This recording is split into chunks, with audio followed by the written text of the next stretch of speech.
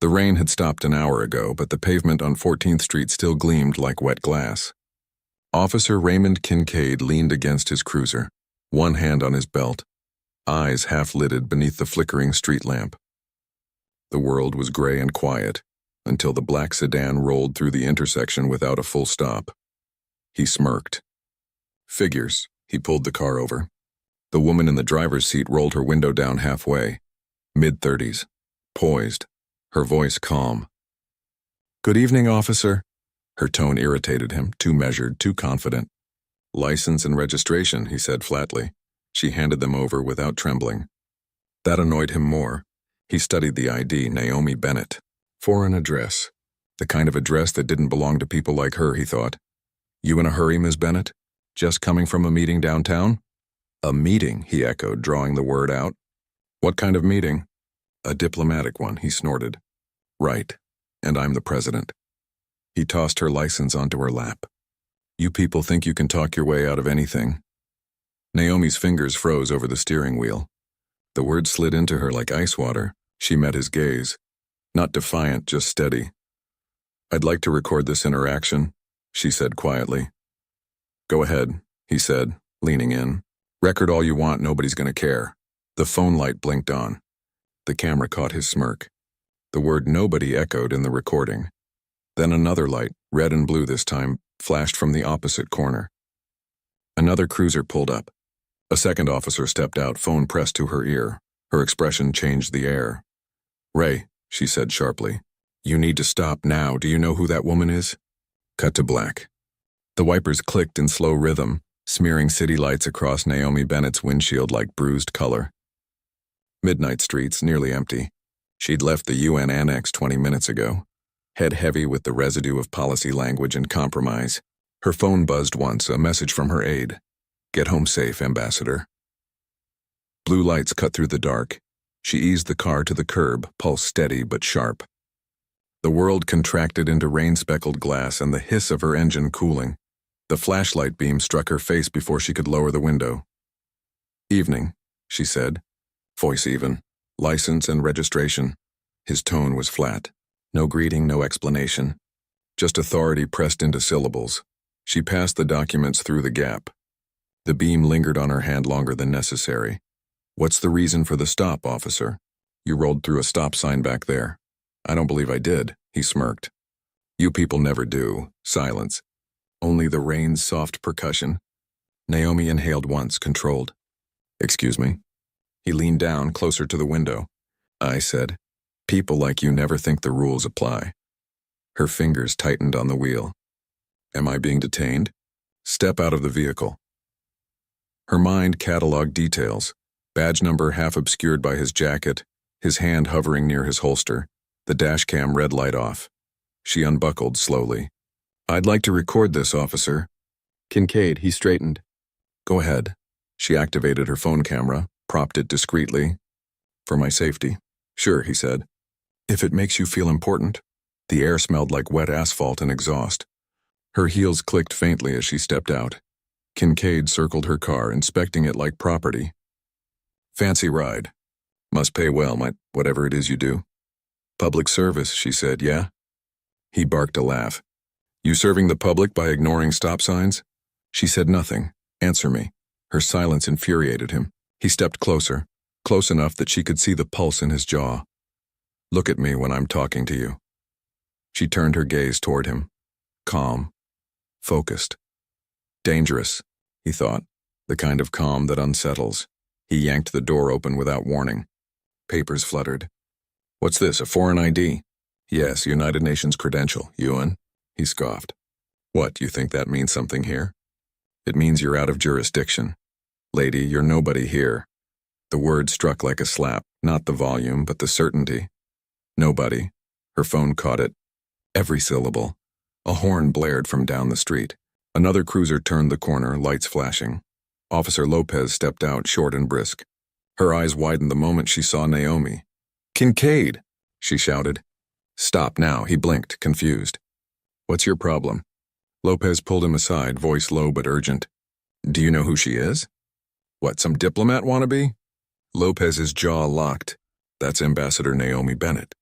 Permanent mission to the United Nations. Kincaid's smirk faltered. He turned back toward Naomi. She was already holding her phone higher, the red light pulsing steady. Everything's being recorded, she said softly. The rain started again, light at first, then heavier, drumming on the roof of the cruiser as silence settled. In that silence, every sound felt magnified, the static of his radio, the shallow rhythm of his breath, the click as she locked her car door. He muttered something, inaudible, swallowed by the rain, but she heard it.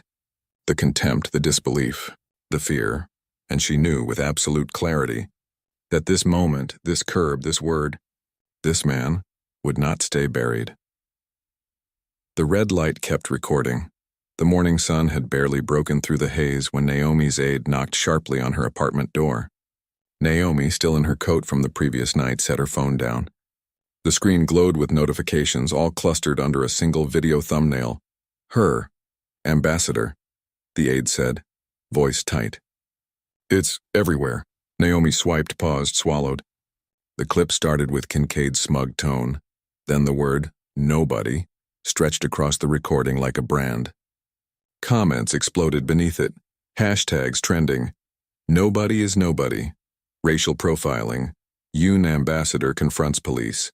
Her stomach knotted. Every detail of that curbside confrontation replayed in her mind. The rain, his sneer, the way he circled her car. Now the world watched. By midday, news outlets had picked it up. Morning broadcasts ran the clip, some with captions denouncing the officer, some hedging with disputed circumstances. Headlines screamed, UN ambassador humiliated by police officer, and traffic stop turns viral after alleged racist remark. She sat at her kitchen table, coffee untouched, while her assistant listed the calls, UN liaison, press teams, legal advisors. Each asked the same question, what will you do? Naomi's voice was calm, measured. We document. We let the truth speak. I will not add fuel to ignorance with emotion. The aide's hand hovered over a notepad. People are already choosing sides. Social media is brutal, Naomi nodded. Her mind ran through every interaction from the night. Kincaid leaning close, the contempt in his words, the faint pulse of fear she'd swallowed. Yes, she said. And that is why it matters. Not for me, but for all the nobodies this happens to daily. The department's internal communications leaked before lunch. Emails between precinct officers showed panic. Kincaid's badge number, once routine, now carried the weight of a public scandal. A short internal memo circulated. Video circulating online. Prepare statements. Damage control recommended. Kincaid, meanwhile, sat in the precinct locker room, replaying the clip on a personal device. The smirk that had carried him through countless stops faded into disbelief. His colleagues' whispers bounced off the walls, some defensive, some openly mocking. Context, they said. Media overreaction. He pressed his face into his hands. Context. He repeated it aloud, each syllable hollow. Nobody cares about context. By late afternoon, Naomi's social media accounts remained silent. She refused to comment publicly, but her team released a statement. This incident is not just about one individual, but a systemic failure.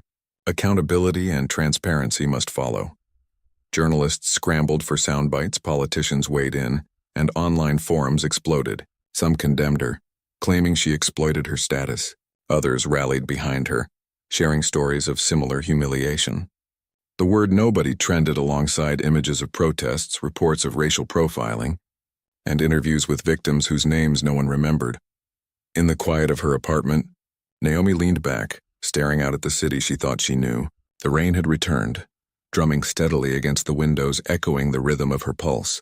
She felt the sting of humiliation, yes, but also clarity. This was bigger than Kincaid, bigger than the precinct, bigger than her personal anger.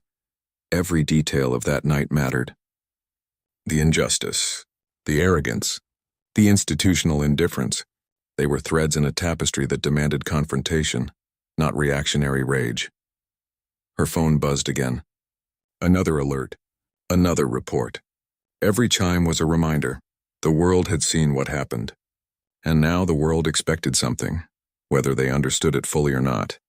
Naomi exhaled, straightened, and said aloud, "We do this properly.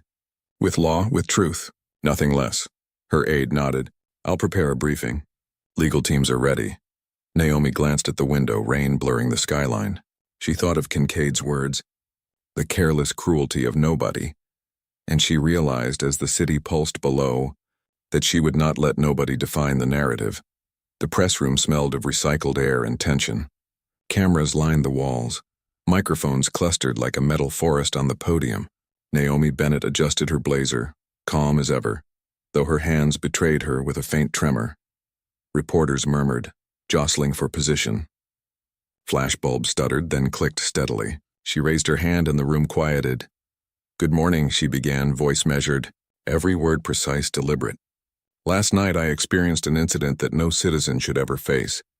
A police officer sworn to protect and serve chose instead to humiliate, demean, and threaten me. And he did so because of the color of my skin. Gasps rippled through the room. Some cameras zoomed closer, capturing the subtle tightening of her jaw. This is not merely a personal affront, she continued, eyes sweeping the room. It is symptomatic of systemic failure. Every day, people are stopped, questioned, and dehumanized. Names, lives, identities dismissed. Nobody is the word used. But nobody is everybody when institutions fail. A reporter shouted a question from the back. Ambassador Bennett, do you plan to press charges? She paused. My focus is not vengeance. My focus is accountability, transparency, the truth.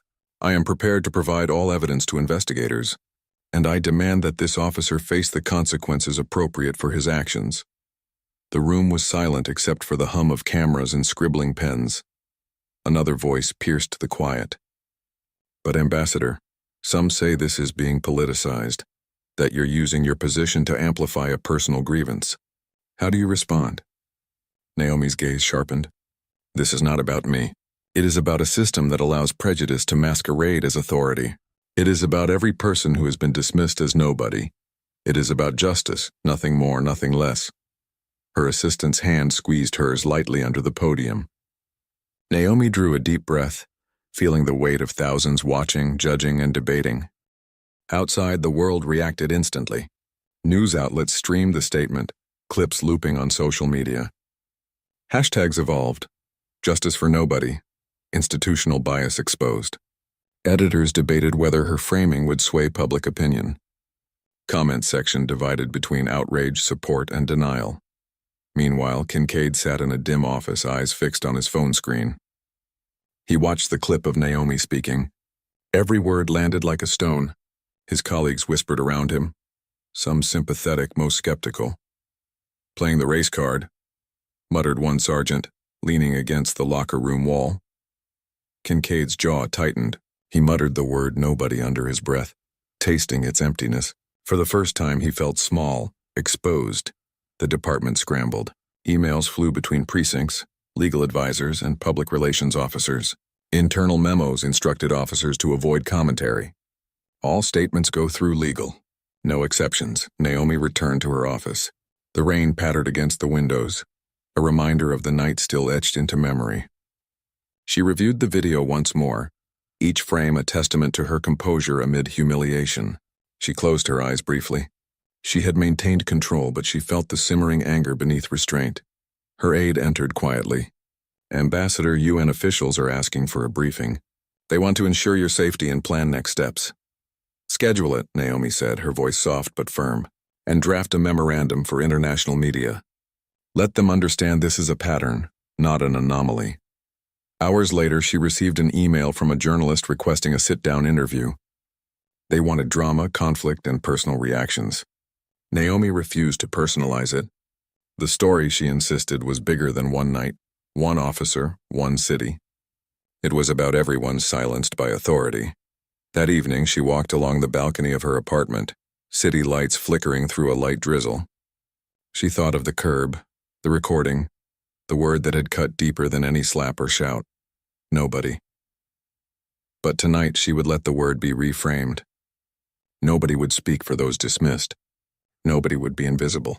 The system would be forced to confront itself, and she would be patient, relentless, precise.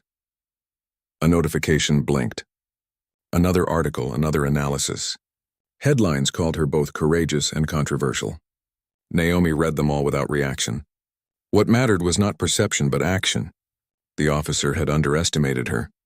The city had underestimated her. The world was watching now, and Naomi Bennett, ambassador to the United Nations, had only just begun. Inside the precinct, the fluorescent lights buzzed low and steady, casting long, sterile shadows down the hallways. Kincaid leaned against a metal locker, phone pressed to his ear, replaying the clip of Naomi Bennett's statement. Every syllable, every calm intonation gnawed at him. "Look, man," one of his colleagues said, leaning on the opposite locker, "you got caught. But it's not like the world's ending.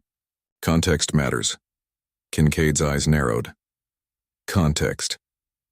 He repeated the word like a mantra, trying to conjure his confidence. But the video's reach had grown beyond the precinct walls into homes, offices, and social media feeds where nobody was now everyone. Another officer chuckled, flipping through his own phone. "She's just playing the game.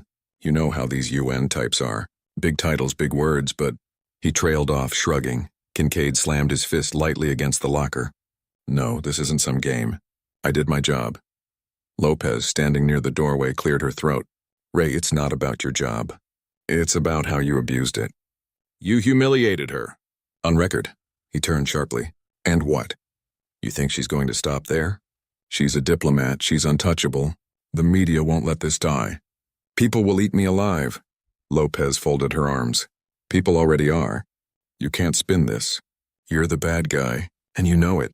Kincaid's jaw ticked.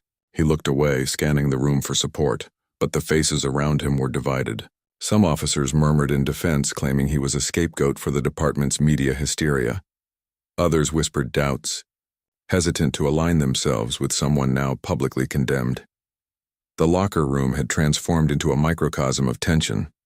Loyalty fraying, reputations dangling, and whispers of who would be sacrificed first. Lopez shook her head. "You were warned about profiling, about using your authority to intimidate. And now this, it's all on video." He scoffed. "Video doesn't show the full story." She provoked nothing," Lopez interrupted. "You acted on bias. That's the truth. And everyone who saw the clip knows it." Kincaid's hand hovered over his belt. He could feel the pulse of his ego, fragile now, exposed. He'd always counted on silence, on compliance, on the precinct covering for its own. But the video had shattered that. Lopez took a deep breath, glancing down at a small notebook she carried. "I've seen internal memos, Ray. I know what was said behind closed doors. Orders, instructions, hints to let it slide. Someone's trying to cover this up. I can't stay quiet anymore." Kincaid laughed, bitter. "Cover up? Don't be ridiculous. That's just..." "No," Lopez said, cutting him off. Her voice was low, firm. "I'm talking about documentation, emails, messages, evidence. And I can share it with the right people. The investigation won't just look at you. It will look at the department." His laughter died. For the first time, Kincaid realized the precariousness of his situation. The pride that had shielded him, the arrogance that had allowed him to dismiss nobody, was crumbling. He was no longer in control. Outside, the city moved on, oblivious. The sun dipped behind clouds, streaking the sky with gray. He thought of Naomi, her composure under the street lamp, the way she had spoken the word that had branded him. Nobody. Every repetition in his head was a hammer. Lopez watched him quietly, the weight of responsibility heavy in her gaze. "Ray, think about it. This isn't just about you anymore. It's bigger. You've pulled the thread and now the whole cloth is unraveling." He turned away, swallowing hard. His reflection in the metal locker stared back at him, a man unmoored, caught between ego and consequence. The room, once familiar, felt alien. Allies were unsure, the hierarchy uncertain, the whispers relentless. Later, Kincaid's phone vibrated. A message from a superior. Contain the narrative. Prepare for internal review. He read it, fingers tightening on the device. He knew this was a formality. They would protect the department, not him. The realization cut deeper than any public rebuke. Lopez stepped closer. "You can either cooperate and make amends or continue on this path. But know this, the evidence is already against you, and when the world sees it..." Kincaid looked at her, seeing determination where he had once only seen obedience. Fear, shame, and disbelief churned inside him. The pride he'd relied on was crumbling. For the first time, he understood the fragility of authority built on bias and silence. The room fell quiet, punctuated only by the low hum of fluorescent lights. Outside, rain tapped faintly against the precinct windows, a persistent, relentless rhythm. Kincaid swallowed, knowing that nothing would ever return to the way it had been. Every colleague, every procedure, every assumption about power was shifting, and the unraveling had just begun. The conference room at the United Nations was sterile and vast, ceiling lights reflecting off polished wood panels. Naomi Bennett entered, the weight of the previous week pressing into her shoulders. Delegates from dozens of countries had already gathered, murmuring in multiple languages, faces expectant. She adjusted her papers, letting the calm, deliberate pace she cultivated for diplomacy settle her nerves. Her mind wandered briefly to the viral video, the word "nobody" echoing still. The footage had traveled farther than she had imagined. Citizens, activists, journalists, and politicians alike dissecting the encounter, each frame of her measured composure scrutinized. Yet the deeper sting wasn't public opinion. It was the systemic disregard it revealed. "Ambassador Bennett," said the UN protocol officer, nodding toward the podium. "You're up." She stepped forward, voice amplified for the room. "Colleagues, what I present today is not an individual grievance. It is evidence of patterns, systemic bias in law enforcement, harassment under the guise of authority, and the dehumanization of marginalized groups. These are not isolated incidents. They are structural failures." Heads nodded, pens scribbling, cameras blinking. Naomi spoke of documented cases worldwide, including data she had compiled on racial profiling, police misconduct, and the societal impacts of institutionalized prejudice. She emphasized the importance of accountability, of mechanisms that went beyond temporary disciplinary measures. A journalist's question cut through. "Ambassador, some critics say your diplomatic immunity shields you from consequences. Does this not undermine your authority in denouncing the officer?" Naomi paused. "Diplomatic immunity is not a shield for personal privilege. It is a legal recognition that ensures representatives can perform their duties without interference. In my case, it prevented an unlawful arrest. That fact alone highlights the precarious position of ordinary citizens, those without protection or recognition, who face similar abuse daily. This is not a story of privilege. It is a story of systemic neglect." Delegates exchanged looks. Some nodded slowly, others frowned. Naomi's calm articulation left little room for dismissal. The juxtaposition of immunity and injustice hung in the air, undeniable. Meanwhile, back in the precinct, Kincaid sat at his desk, replaying clips from various news outlets. Headlines screamed, "UN Ambassador condemns racist policing." Video sparks global debate on bias. Officer under scrutiny following viral incident. His stomach churned. He opened a departmental email. Internal review launched. Immediate cooperation required. The phrasing was formal, but the intent was clear. Protect the department, not the individual. Panic settled into the pit of his stomach. For the first time, he questioned the safety net he had taken for granted. Lopez entered the precinct quietly, holding a folder. "Ray, the internal review isn't just about the video anymore. There are witnesses, emails, and memos. The department is bracing for scrutiny." Kincaid ran his hand across his forehead. "It's just one officer, one stop. How did this blow up so fast?" Lopez shook her head. "You didn't just stop a car. You humiliated someone with authority, someone who can expose patterns. That's the problem. And now that exposure is global." In her hotel room that evening, Naomi reviewed communications from her team. Legal advisors outlined next steps: formal complaint, submission of recorded evidence, and engagement with local authorities. Her aide typed rapidly, drafting messages to embassies and media representatives, ensuring that every fact was accounted for. Naomi's reflection stared back from the window. She traced a finger along the glass as rain began to fall. The sound, soft and steady, reminded her of the intersection where Kincaid had pronounced her a nobody. Now the meaning of that word had shifted, from insult to impetus. She allowed herself a moment of quiet fury, then focused on the work ahead. Diplomatic immunity had preserved her rights, but it had also illuminated the systemic failures she was determined to challenge. The irony was sharp. The law had protected her where morality had failed, a reminder that justice required active pursuit, not passive expectation. The city lights blurred in the rain-streaked glass. Naomi exhaled slowly. Every step she took, every briefing, every statement, every measured action, was part of a larger reckoning. She understood the stakes, not just for herself but for countless others whose experiences of bias and abuse had been minimized or ignored. She glanced at her phone again. Another alert. Another article. UN ambassador turns viral traffic stop into global human rights discussion. She allowed a faint nod. The work had begun. And somewhere across town, Kincaid felt the first tremors of his unraveling. The word nobody no longer belonged solely to her. It now haunted him. The hearing room smelled of varnish, polished floors reflecting the harsh overhead lights. Rows of chairs filled quickly with spectators, journalists, activists, lawyers, and curious onlookers. Naomi Bennett entered with her aide, poised, clipboard in hand, a quiet intensity in her stride. Cameras clicked and whirred, documenting her every move. Kincaid was already seated at the defendant's table, hands folded, eyes scanning the room like a man expecting allies who weren't coming. He avoided her gaze, though she could feel it like a presence even from several feet away. The room settled as the presiding officer, a stern woman in her 50s, tapped her gavel. This hearing will address allegations of misconduct by Officer Raymond Kincaid during the traffic stop of Naomi Bennett on November 3rd. Kincaid straightened. I did nothing wrong. The stop was lawful, the interaction professional.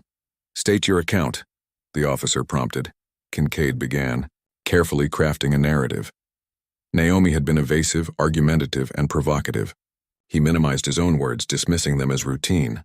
Each sentence was a performance of authority, but cracks appeared in his posture and tone as he repeated yet again that the word nobody had no significance. When it was Naomi's turn, she stepped forward, voice calm but unwavering. On November 3rd, I was pulled over without cause. The officer's language, tone, and actions were intimidating, demeaning, and racially charged. He called me a nobody. She paused, letting the weight of the word fill the room. I have submitted video evidence documenting the entire encounter. Lopez was called as a witness next. Her testimony dismantled Kincaid's carefully constructed version. She recounted his initial smirk, the dismissive language, the aggressive posture. I was present during internal conversations following the incident, she said. There were instructions to minimize the event, to avoid accountability. I cannot condone that. The evidence demonstrates misconduct. The hearing room grew tense. Kincaid shifted uncomfortably, attempting to interject, but each point he tried to make was met with questions and clarifications from the presiding officer. His credibility faltered as Lopez's statements, paired with the unedited video, painted a clear picture of abuse of power. Outside, news crews transmitted live. The clip of Naomi speaking in the hearing room, calm, precise, resolute, contrasted sharply with Kincaid's defensive, fragmented responses. Social media erupted. Comments hailed Naomi's courage, demanded accountability, and called out systemic failures. Hashtags multiplied. Count accountability now. Systemic bias exposed. Back inside, Naomi maintained her composure despite the emotional toll. Every word she spoke was deliberate, exposing patterns without descending into personal vendetta. She described the emotional impact of the officer's words, the humiliation of being publicly dehumanized, and the broader consequences for the community at large. Kincaid's defense began to crumble. Attempts to justify his actions by citing past experience or departmental culture fell flat. Even sympathetic officers present could not reconcile the gap between video evidence, witness testimony, and his statements. The facade of authority he had relied upon for years was eroding. During cross-examination, Lopez produced internal emails hinting at an orchestrated cover-up. Kincaid's face went pale as excerpts were read aloud, revealing his colleagues' discussions about suppressing documentation and advising him to stand firm publicly. Each revelation intensified the room's scrutiny and shifted the balance further away from him. Naomi observed quietly. Her focus was not vengeance, but the meticulous unveiling of truth. Every question, every answer, every factual statement reinforced the larger narrative, the unchecked power of authority, the consequences of bias, and the resilience of those who refused to remain silent. The hearing dragged into late afternoon. The presiding officer leaned forward, eyes fixed on Kincaid. "Do you have anything further to add?" He shook his head, defeated.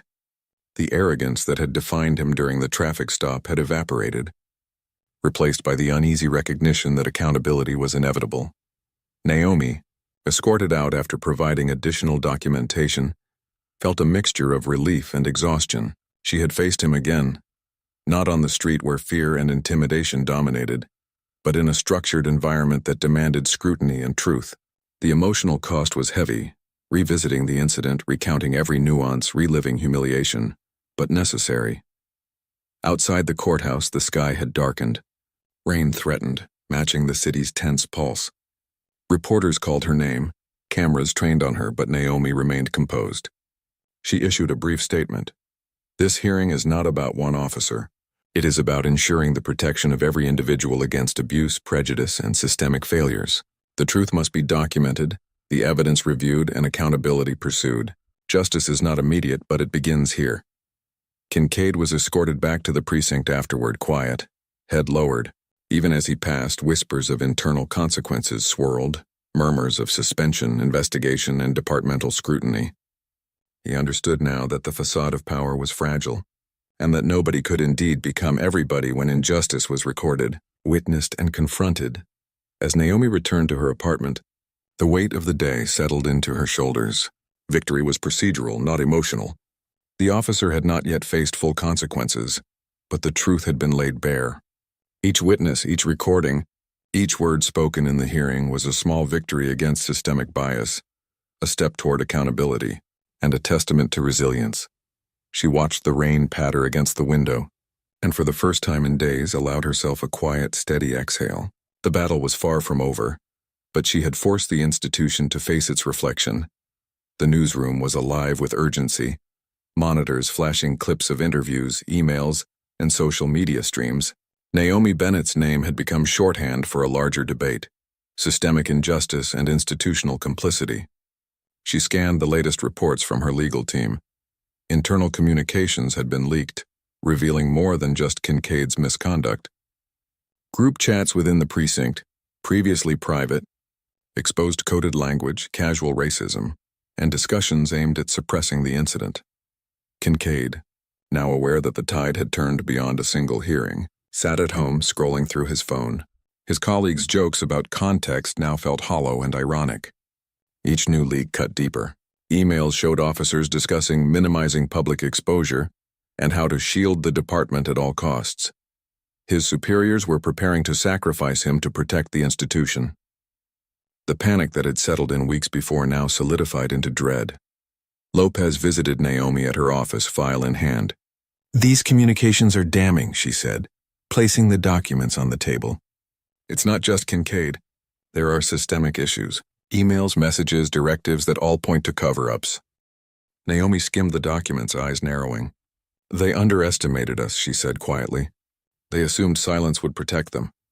But every word, every timestamp. It's all evidence." Lopez nodded. "We need to submit everything to the investigators. The more thorough, the harder it is for anyone to dismiss it." Meanwhile, Kincaid attempted damage control. Calls to his superiors went unanswered, text messages ignored. He replayed the night of the traffic stop in his mind, hearing the word nobody echoing relentlessly. The public, the department, even the media, all of it seemed aligned against him now. Authority, once a shield, had become a prism refracting his failure. Naomi prepared a formal statement for investigators. Every video frame, every witness testimony, every internal email was cataloged. She insisted on precision, on clarity, on leaving nothing ambiguous. This was not about vengeance. It was about truth and accountability. The press caught wind of the leaked communications. Headlines erupted.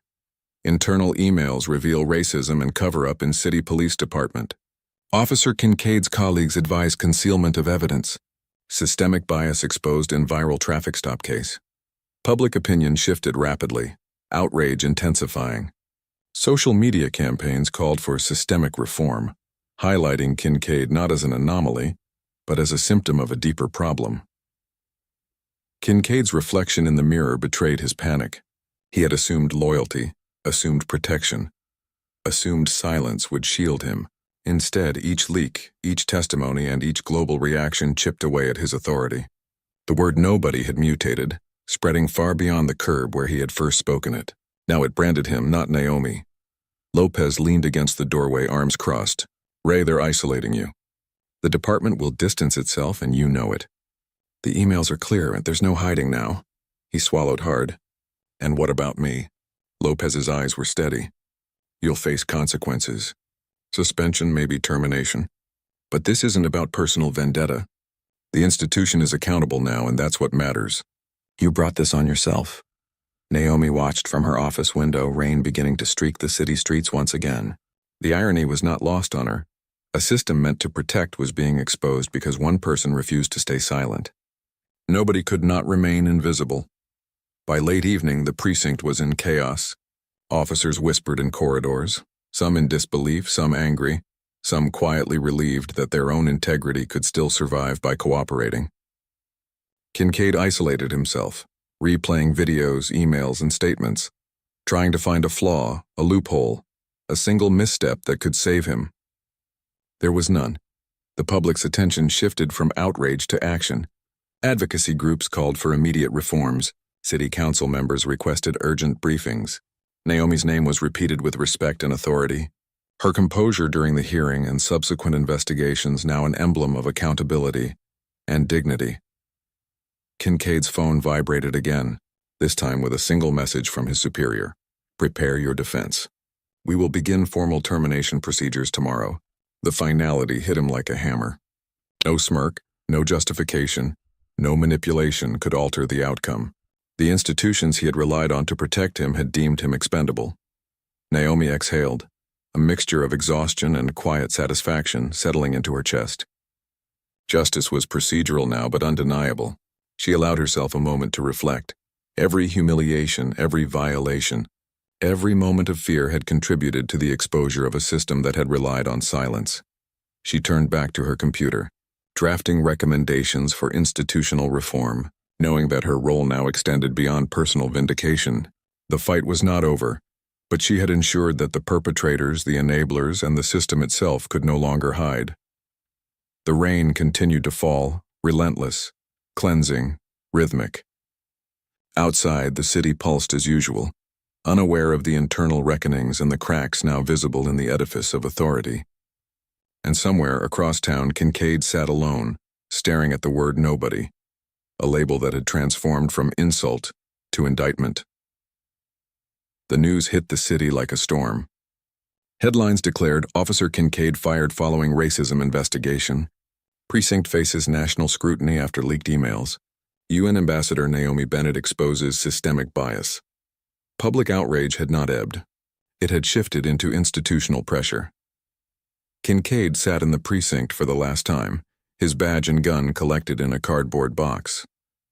The weight of reality pressed heavily. Colleagues avoided his gaze, whispers followed him like shadows, and the authority he had wielded with impunity had evaporated.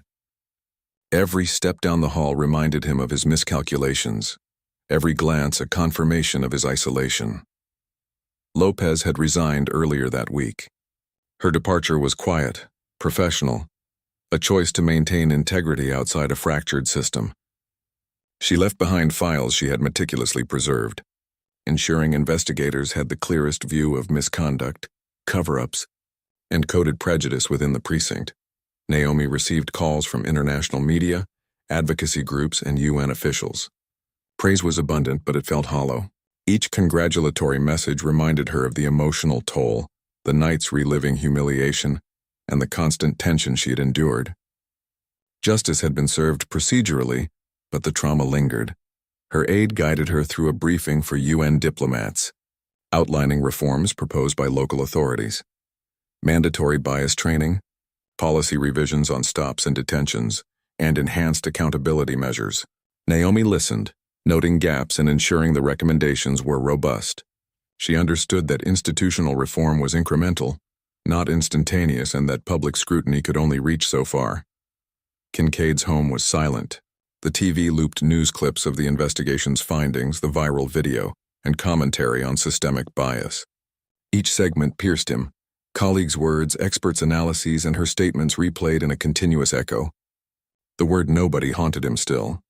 It had become both a condemnation and a reflection of his own diminished status. The precinct attempted damage control, issuing formal apologies and promises of internal review. Yet the public remembered every detail, every leak, every inconsistency. The department's credibility had been shaken. Officers were aware of the scrutiny now focused on every action, every decision.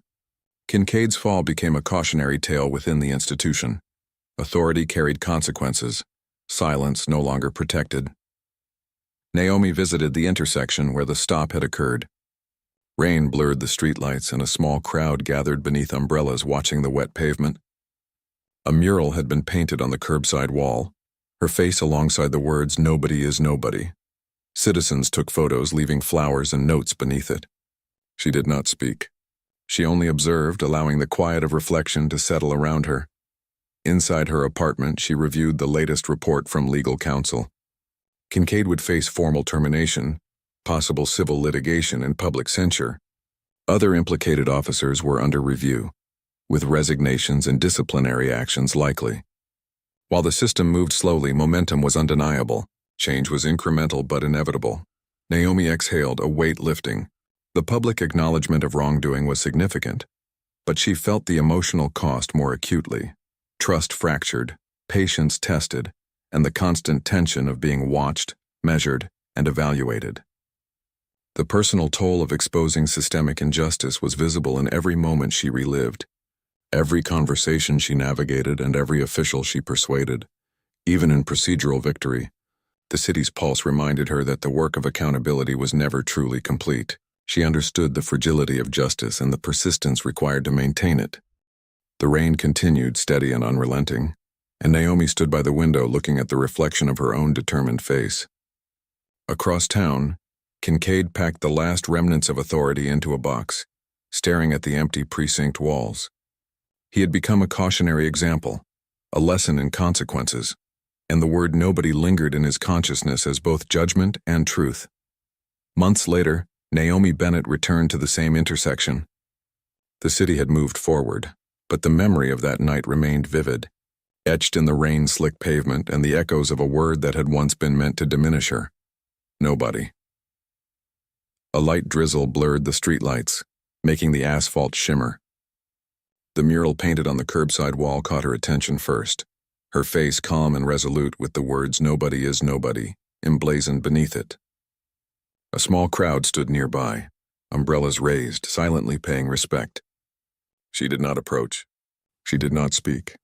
She simply watched, letting the quiet acknowledgement of the public mark the moment. The city moved around her.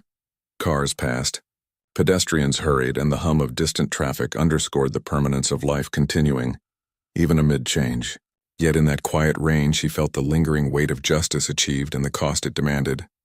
Exposure, confrontation, and unwavering composure had exacted their toll, but they had also yielded results.